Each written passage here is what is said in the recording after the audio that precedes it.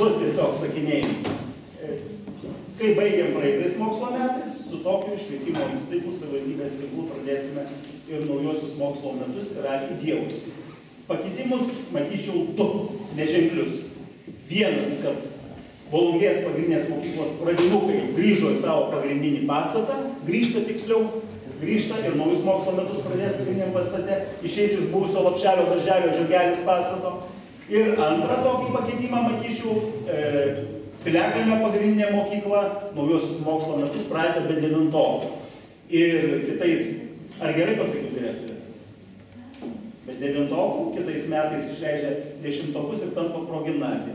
Tai iš esmės tokie du radikalūs pasikeitimai. Ir mes 34 įstaigos pradėsime naujus mokslo metus 36 pastatuose. Kas čia tokie turtuoliai? Dzūkijos pagrindinė mokykla turi 2 pastatus, dar papildomus.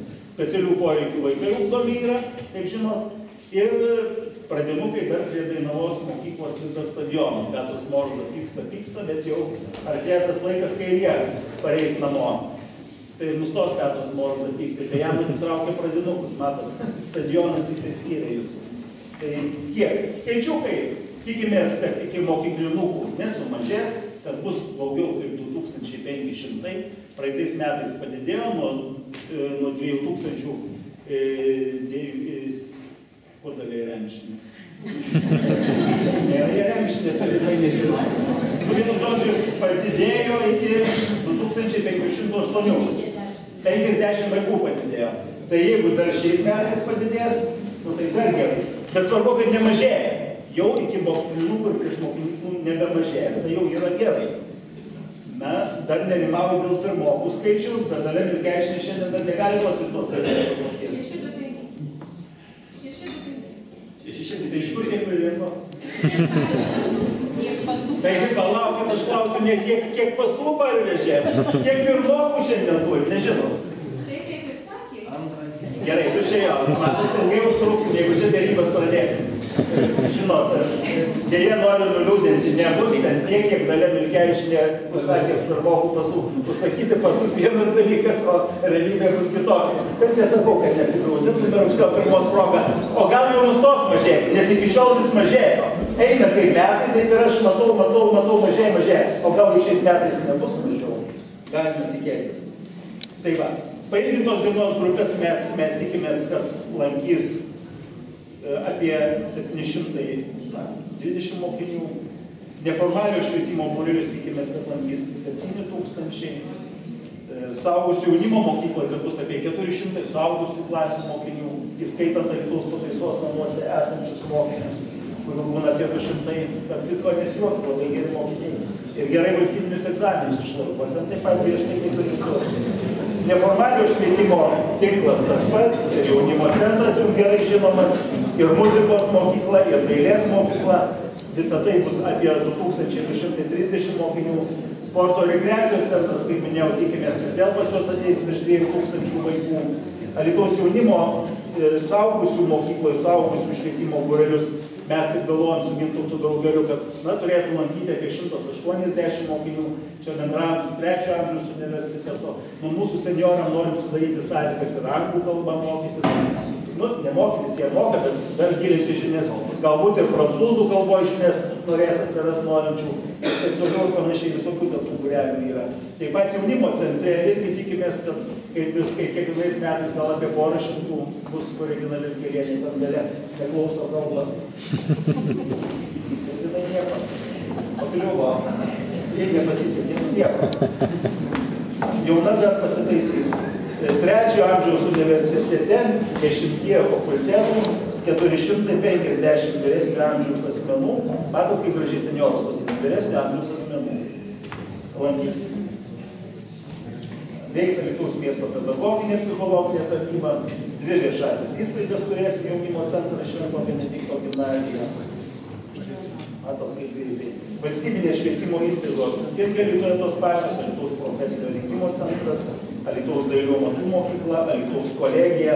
Kad trumpai drūtai tik statistiką pristatinėsiu, šitos įstaigos veikia tikrai puikiai, mes džiaugiamės, bet kad nors skaičiukų žinotume. Taigi profesinio rengimo centre tikimasi, kad bus apie 1690 mokinių. apie beveik 1700, tai tikrai nemažai. Alytaus dailių amatų mokykloje apie 170, taip, 170. Beje, šita mokykla yra valstybinė, bet mūsų savivaldybė yra pasirašiusi sutartį ir kiekvienais metais duodama jiems apie 200 000, šiais metais 170 numatyta tūkstančių ir taip kitaip remiant, projektavimo darbus apmokami ir visą kitą. Rekonstrukcijos vyksta, žaliojo pastato mokyklos mato didelės. Alytaus kolegija turės virš 900 studentų ir čia visokių grožybių turi, daug visokių dalykų. Nu ką, čia paminėti reikia tą būtent regioninio technologijos centrą, kuris yra įkurtas. Tai būtinai reikia, kad ir mūsiškiai galėtų pasinaudoti ir pamatyti, mes buvom ir atidarėme ir panašiai.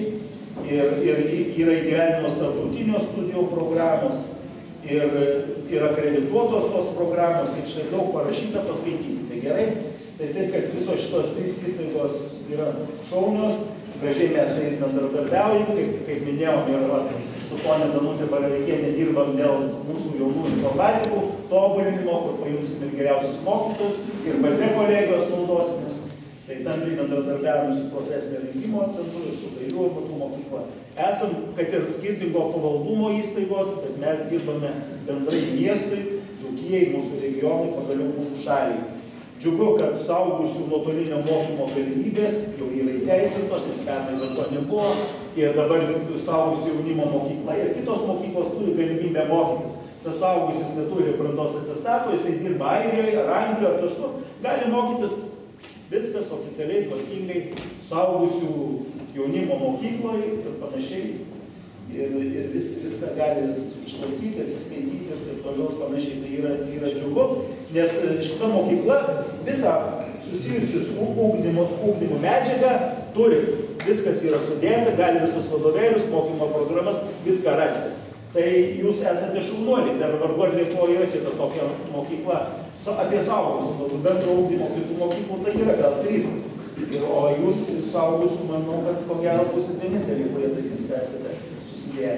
Na ir noriu pasakyti taip pat apie pasikeitimus švietimo skyriuje.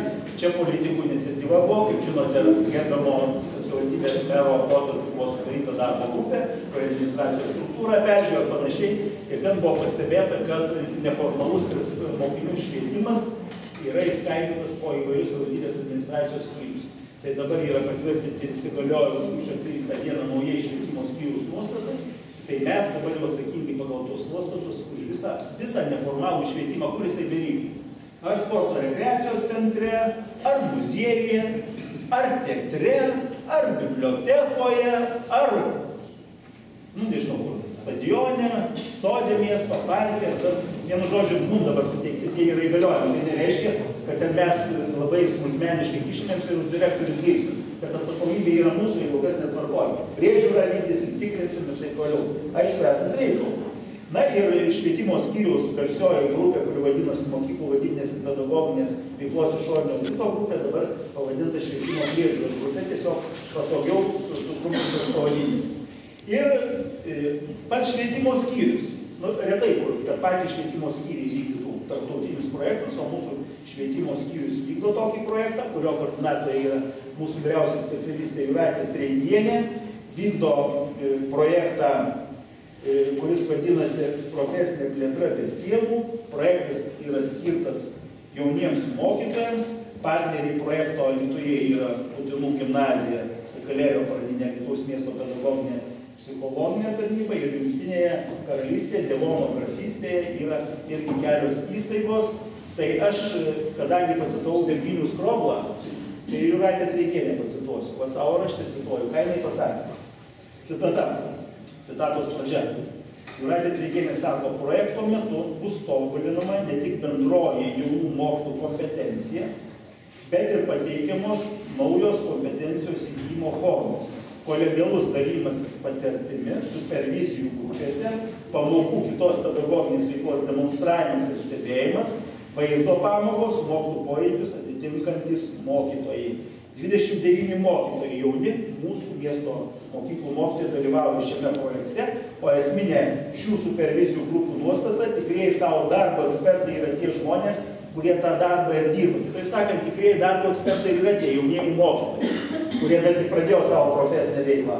O supervizorius tik sudaro sąlygas, padeda jiem rasti problemų sprendimų būdus. Projektas baigsis 14 metų Liepos 31 dieną. Kiek žmonių galės pabuvoti Anglijoje klebonografistai, Jūratė? Kiek maždaug?